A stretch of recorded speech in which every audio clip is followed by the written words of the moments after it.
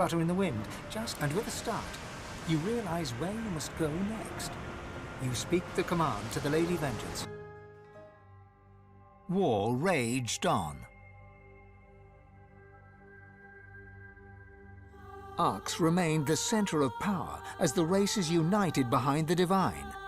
But the Voidwoken attacks continued as they did elsewhere. Arx would see many more long years of war.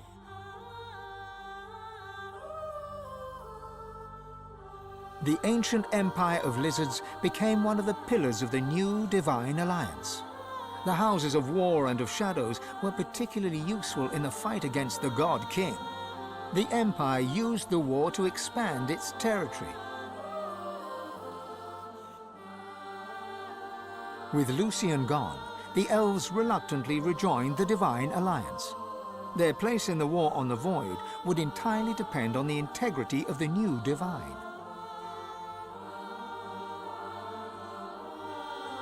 And here and there, across the world, what was left of the Black Ring fought on.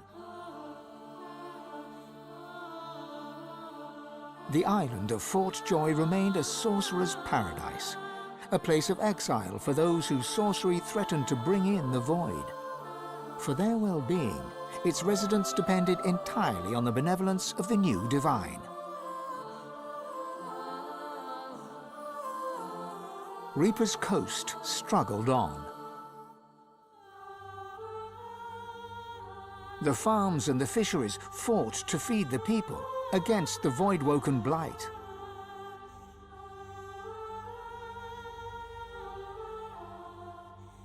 The black pits took fire. The oil there burns still.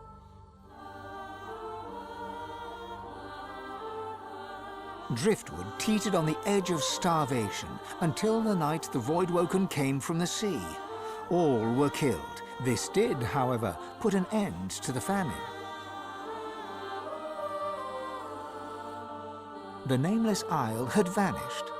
Although only open water remained, by instinct ships would steer clear. None of the captains could articulate why.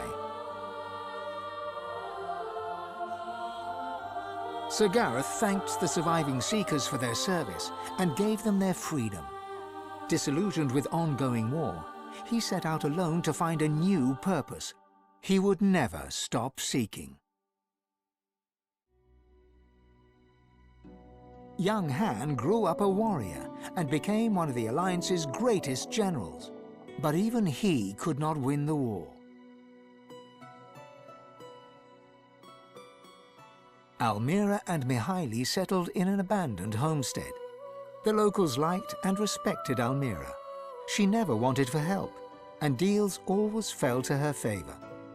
Outsiders were often suspicious, but no local would speak against her. With a new Divine at the helm, Malady had a powerful ally, but she was in no hurry to call in her favor. After all, it might be the last thing she ever did. Having performed the greatest act of necromancy in history, Tarquin found the new world unchallenging. He became obsessed with rumors of another plane of existence. One day he vanished and was never seen again.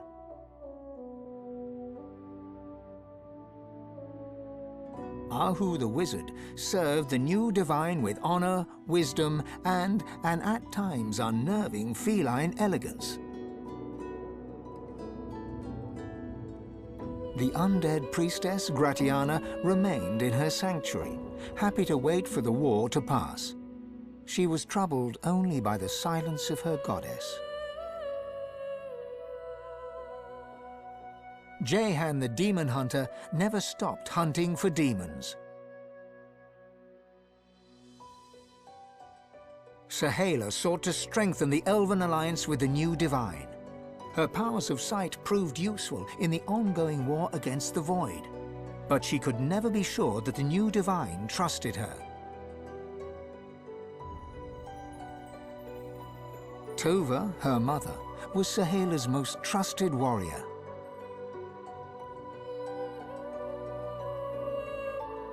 The Beast of the Sea returned to the Dwarven Kingdom to lead the dwarves in the fight against the Void.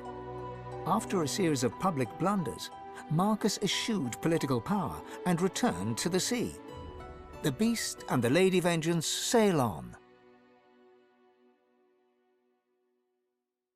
And then there was you.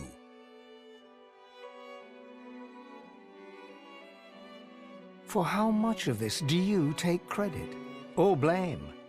And what kind of divine were you as the world battled on?